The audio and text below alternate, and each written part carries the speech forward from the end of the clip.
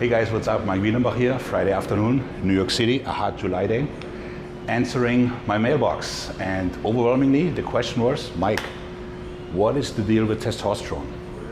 What is it? Let's go to the videotape. Testosterone is the godfather of all steroids. All steroids are derived from test, right? So it was the one that has been available since the longest time, since 1938-ish or so. And it has been used to basically cure anemia or people that were suffering from certain diseases such as muscle loss and so on and so forth. So that's what it does. It builds muscle, red blood cells, makes bones stronger. It's also to some degree a mild antidepressant. So great, right? Let's take more. Well, like with everything, there are downsides, right? It is also androgenic, which means there's acne, there's water retention, there's shutdown of your own testosterone production. And there can be issues in terms of oily skin and bitch tits, gyno. So, all things considered, testosterone is the one steroid where we have the most research, right? When people say, oh, I go to this anti-aging clinic and I'm using bioidentical hormones, it's like, you're doing roids, okay? But that being said, testosterone, if used properly, is relatively safe, okay? Now, everything is relative. So if you drink 2 cups of coffee a day, you'll be fine. You drink 24, you're probably gonna have a heart attack. So somebody who is as old as I am, and I've been around knowing about steroids since like the late 80s, early 90s, I can't help but think, when I look at today's dosages, is everybody nuts? Okay? So, couple pointers. The average gym goer does not need anything but testosterone. If you cannot build a beach body, we're not talking competition, on test alone, you're doing it wrong. Secondly, and I said this before, steroids are for qualified personnel only.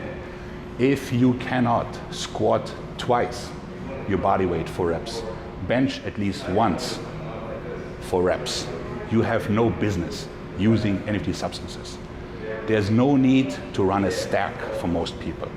Testosterone in the 200 to 400 milligram range is perfectly fine.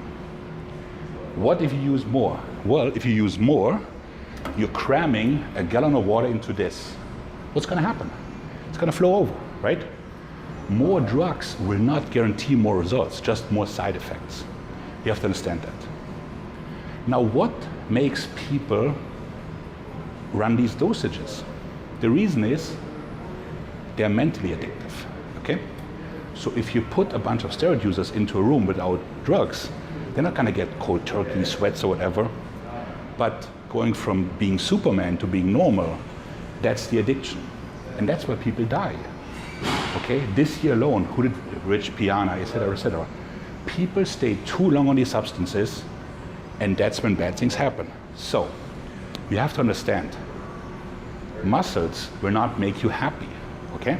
So if you think I'm taking a bunch of roids and girls will like me, I'm gonna get a sponsorship, it's not the case, okay? There's more to life than being big, okay? I try to be a good father by eating right and eating healthy and, but there's more to it. So, steroids are just a really powerful supplement. They're not the ticket to happiness. Okay, that was my excursion to philosophy. Now back to the biochemistry. So if you're using it properly, you must come off, okay? So in the old days, people used an anti-estrogen, such as Clome or Nolva, to prevent estrogen production, and everything would come back on. The other option would be to use a short ester of testosterone. So there are 4 different esters. There's testosuspension, where the half-life is a couple hours. Propionate, we're looking at 48 hours. Ethanate or cypionate in the States, we're looking at 5 days. And then there's testosterone, is basically a mix. So suspension is used by people who are being drug tested because they can use it, and a couple hours later they'll be negative. It can also be used when you stop, let's say, your ethanate cycle, you're using just suspension in the morning, and you taper it off slowly, forcing your body to basically reproduce testosterone. Or you run HCG during the cycle and in the end, and come out with another anti-estrogen such as Arimidex. Another thing, people often use drugs to get big, and then when they come off, they decide to cut. That is the wrong idea.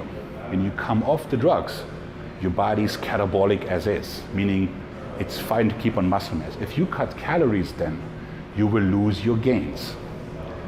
Cliff notes. Testosterone is very well researched.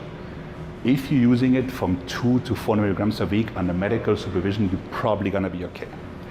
You do not need anything else. If you cannot squat your body weight times 2, hands off. If your diet is crap, hands off. If you're thinking it will fix all your problems in life, hands off. If you don't know how to do a proper PCT, watch this video again.